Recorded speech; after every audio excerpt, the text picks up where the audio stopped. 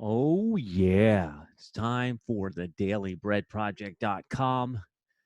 If you are tuning in on the iTunes, we do this daily at 10 a.m. Eastern. You can get the link at thedailybreadproject.com. I'm pumping these live to Facebook every day. And I know I have a guest, very special guest, that is going to be joining me shortly. What I'm going to do is I'm going to promote her to panelist here. All right, it says that it's working. I'm going to go ahead and start working us onto the Facebooks, see if Facebook cooperates today, and then we'll pop into the dailybreadproject.com. Love that you guys are here. If you're listening later, please share this, share the daily light and nourishment with someone who needs it. If you're live on Facebook, I'm gonna make a damaging admission here. I have no clue how to do these lives, and I know people comment and want to participate, but I don't know how to participate back. So that's the fact there. And I see, all right, I see Shawna's here. What is up, Shawna? Got yourself muted. That's cool. We might not. I mean, we if we don't go live, we'll record this thing. But can you hear me? It's the last I time am we tried. good. Yes, we are good. Thank golly. Thank golly.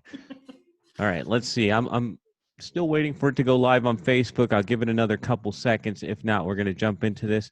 But Sure. tell me the truth. How are you feeling today? Oh man. Well, I'm still waking up, which is fine. Sorry if I look a little like sluggish, but all is well over here. I'm happy to start my day talking to you, so this is perfect. All right, I'm going to give this thing one more shot on Facebook. It hasn't been cooperating lately, so I would not be surprised if we have to record it, but it doesn't matter because I'll get this thing posted up either way. Like I said, I don't even know how to use the live thing. You do lives. How do you do the live and talk to people and all that? Is it just from Facebook or do you do it through Zoom? Yeah. If I'm doing it as an interview, I do it through this platform called Be Live, and it's Be- just like it syncs it up because it's really difficult to do interviews just like on Facebook, and I've never quite been able to figure it out with Zoom. So Be Live, it's only like I don't know, like 10 or 12 bucks a month. It's like really affordable, and it's got all these like really cool interfaces, but it allows you to stream directly to Facebook, Yeah, which is nice. I'm gonna have to try that. I mean, Zoom's been misbehaving lately. They got too Yeah. many users. I mean, it's gotten ridiculous. Are your What kids was doing Zoom on school and all that? Yeah. They actually just switched over to a new platform last week or something. So now they're doing like this thing called WebEx. Really?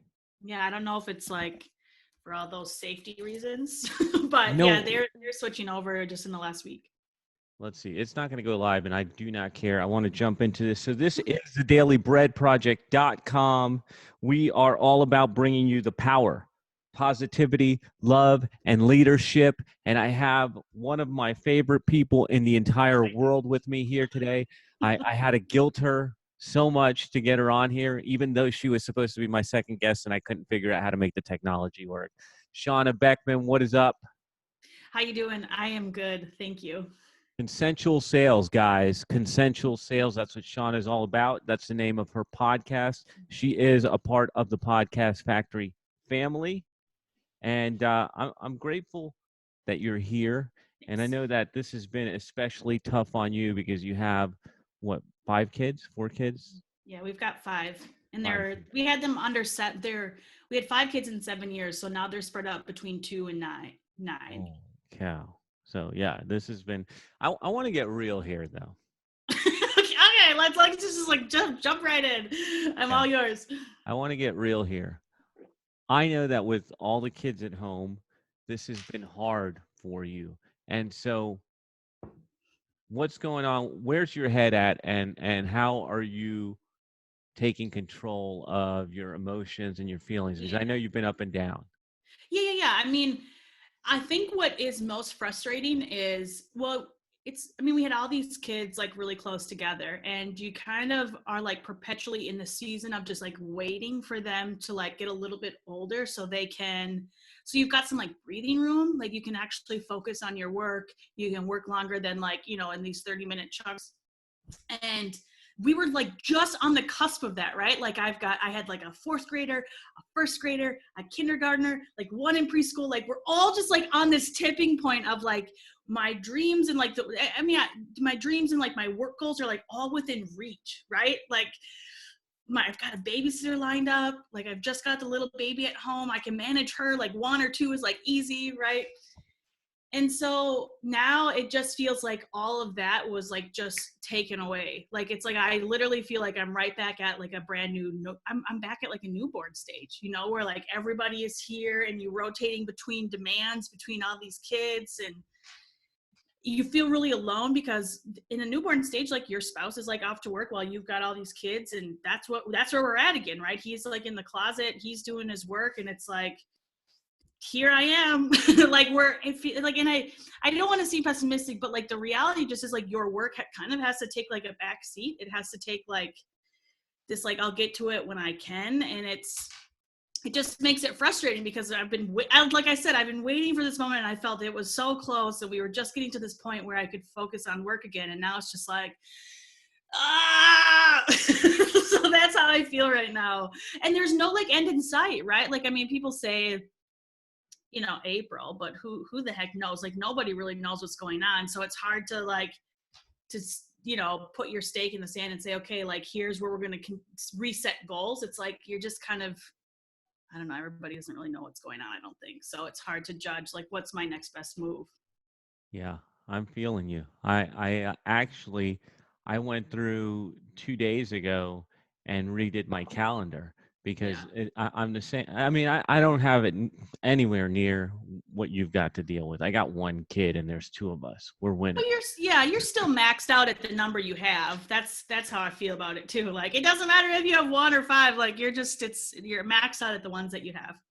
What I had to do was I had to go ahead and block out my calendar, block out the morning for my workouts and stuff like that, and getting the boy ready and all that. And then after the daily bread is doing homework and breakfast and all that, and then I can get to work. Work is actually taking, uh, it's kind of on the side to my Mhm. family.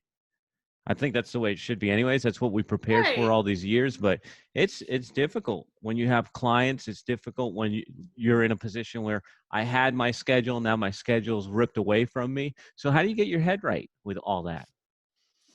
I mean, I guess I just like feel it. I mean, there isn't anything that you can do, I mean, except kind of like get through it. And I actually talked about that on one of the episodes, that it kind of doesn't matter like how you feel, like you still just have to do what needs to get done.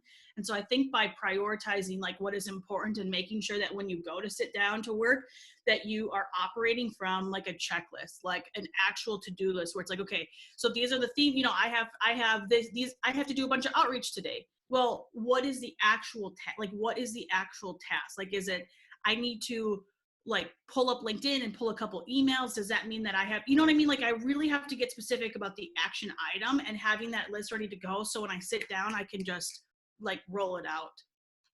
What kind of really are you doing any work during the day, or are you having to work at night when the kids are finally asleep?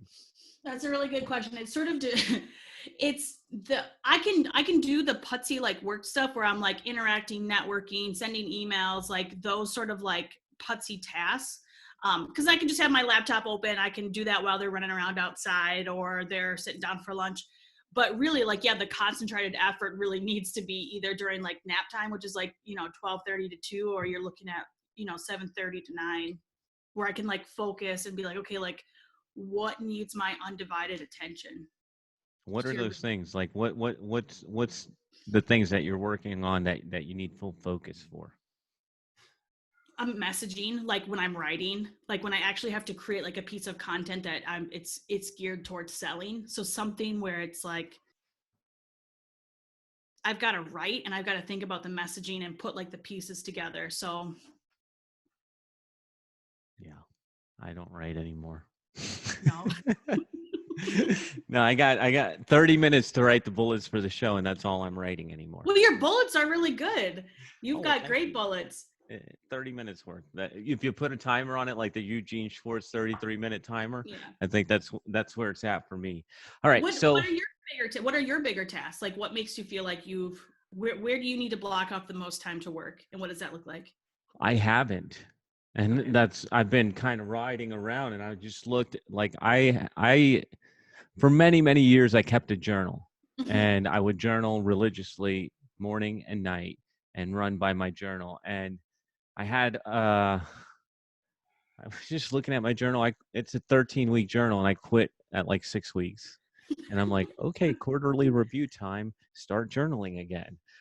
So I've been running a little bit crazy, but the only thing so here's what I figured out, Sean, and I think maybe you've heard this from me before, is like I've spent 5 years in strategic coach, and I'm still figuring out my unique abilities. Sure. And I think that you and I have some similar unique abilities where mine is talking to people, recording, or writing.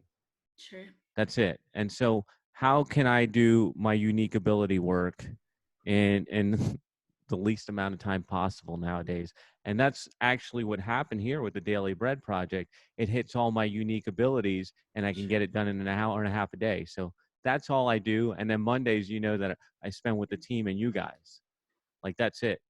And I'm living the life of, if I didn't do anything else, what's the minimum I can do?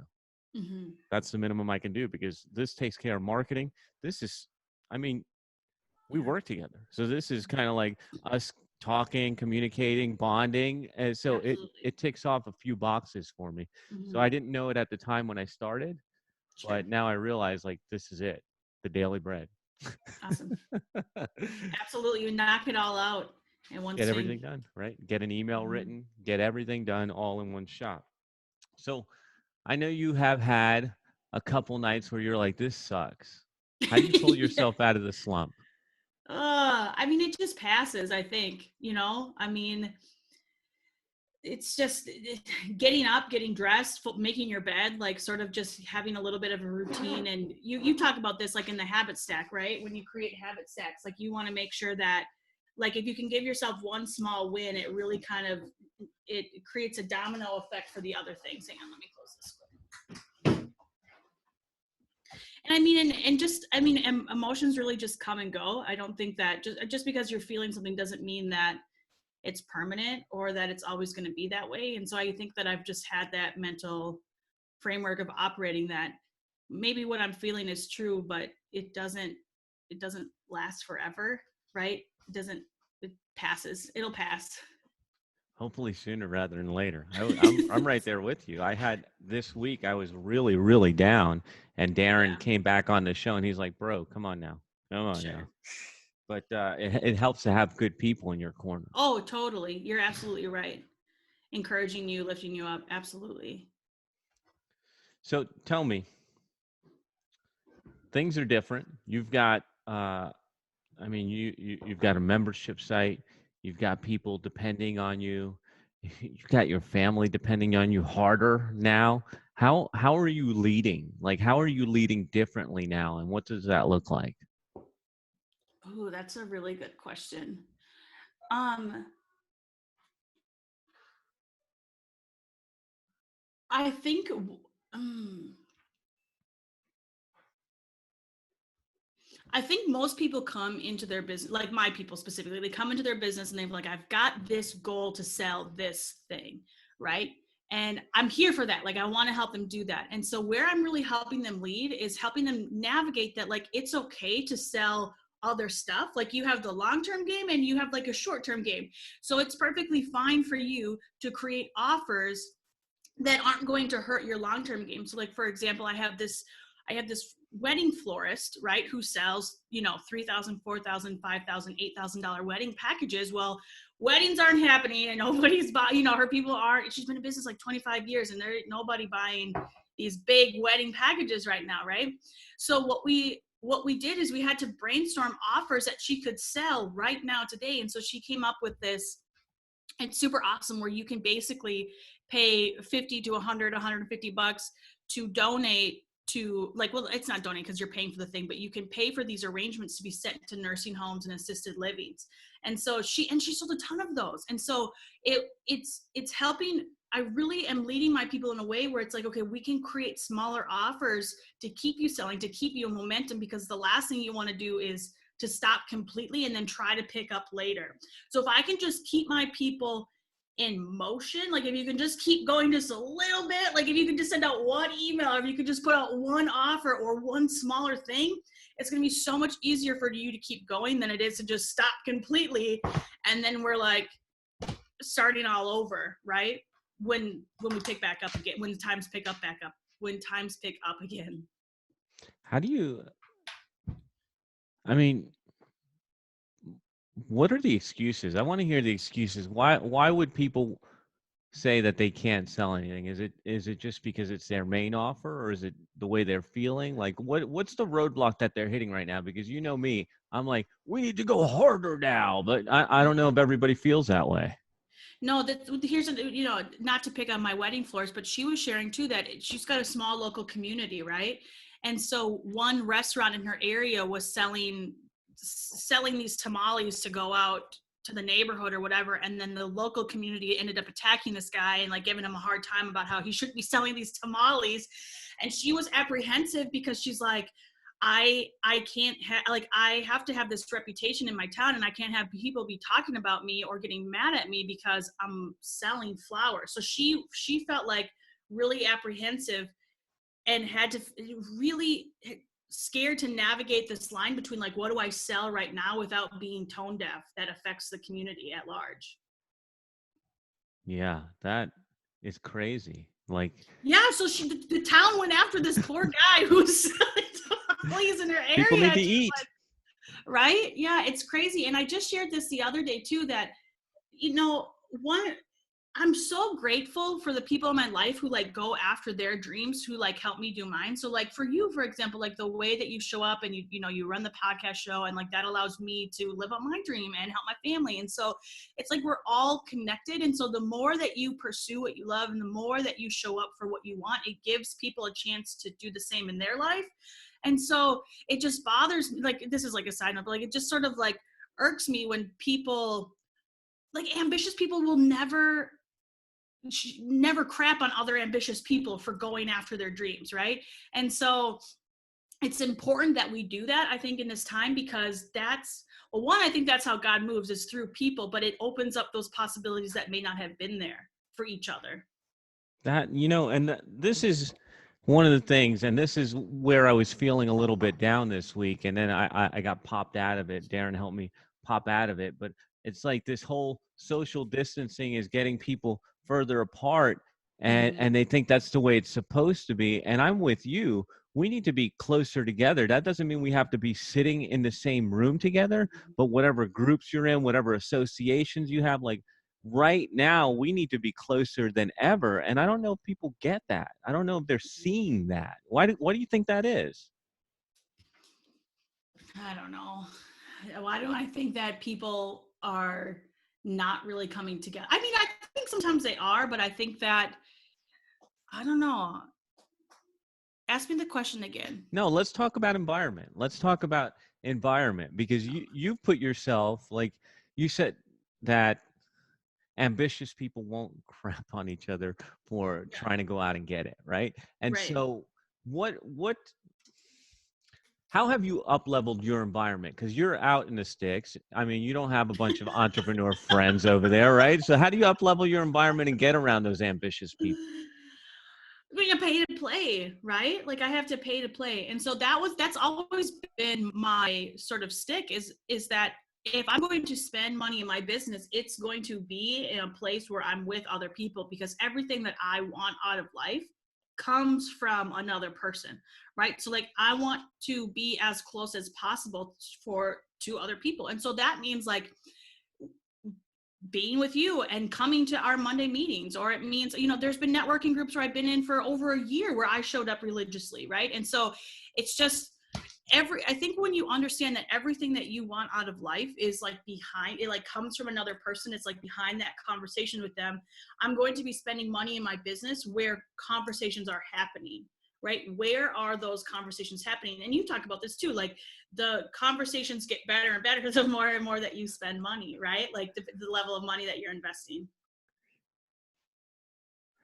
Okay, so now it's time for devil's advocate. And you know that Yeah, me and you are on the same page on this, but there's people out there And I love this conversation of pay to play. They're like, oh, that's kind of that's not cool, or oh, you're just getting into that because you want something. What do you say to those people? You Like you're just, just paying to get something, or what? You're like when we were kids, we would call it user. Oh, you're just a user, yeah, like. yeah, yeah. um, it's not like you're joining these groups to just like take something. It's like by you being there, you also make the group richer. So it's like a give and take.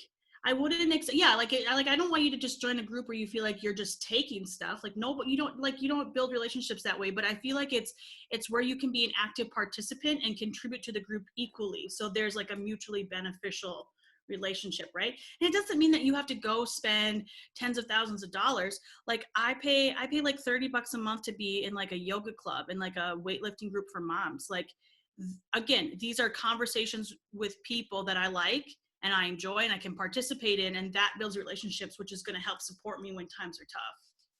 Yeah, yeah. And I want to add to that is it's okay if you feel like you're not making an equal contribution, but putting yourself in a place where you can make some kind of contribution, whatever it is. And that's the big mistake I made in the beginning when I was paying to play and joining masterminds was I felt like I was a low man on the totem pole, and I didn't bring my skills and my talent and my light, and I think that I missed out on a lot of opportunity because of that. And so you have to come with a giving heart. You have to give whatever you can. Not It's not just the money, but it's perspective or Mm-hmm. experience or whatever you have to give. You got to give when you're in there, and then you will also receive, because This that's is a the side goal. note of most of like the ideal client like walkthroughs or scenarios, like don't mention yourself. I feel like so much of your ideal client, like discovering your ideal client is first like discovering who you are and what you have to give. And so there's something to be said about, yeah, like you got to know who you are and like what you can contribute, because nobody wants you to be a taker. Nobody just wants you to like siphon off everything from everyone, no matter what you join. And actually, that's one of our processes here is we Mm-hmm. talk about values match. Like, what are your values? Because you're going to attract people with the same values. Like, your whole audience is people that have the same values as you, whether Yeah, whether you want to admit it or not. And so I mean, that's a super important point, is knowing yourself. And I think people go into this not knowing who they are. So absolutely. let's talk about bringing the light. How are you bringing the light? How am I breaking the light? Sometimes I feel like not very good. But how am I bringing the light?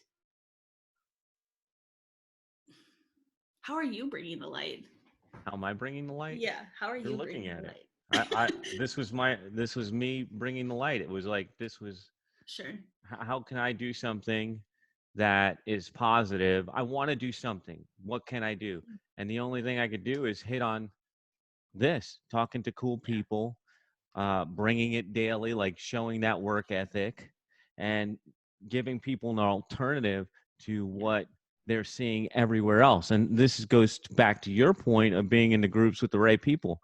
You don't have to pay for access here other than your attention. That is quite valuable, but that's how I'm doing it.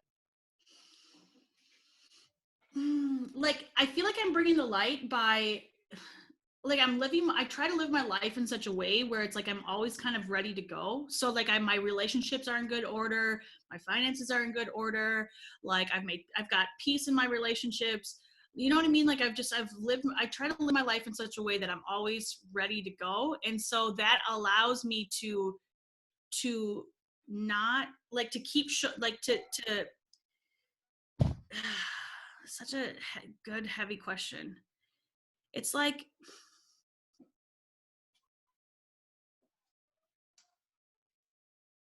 thank you for asking it, by the way. It's like nothing, it like, nothing for me has like changed, like the goal, like my goals haven't like changed. And so I'm bringing the light by just showing up in a way that allows me to keep chasing those things, because that gives, I think it gives permission for other people to do that too. right? And I think that that is what we need to be doing. We need to like press on and keep moving forward. And so I think by living my life in such a way that allows me to do that, that's me bringing the light. And I if think you I would have think that's how asked I would say me, it. yeah, if you What's would have asked me, I would have said that about you, is just showing up.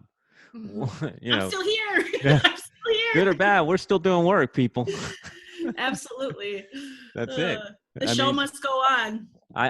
but people need that example, because a lot Yeah. of people want to shut down. They want to hunker down and hide under their table, and like just pull the wool over their head and just hide out.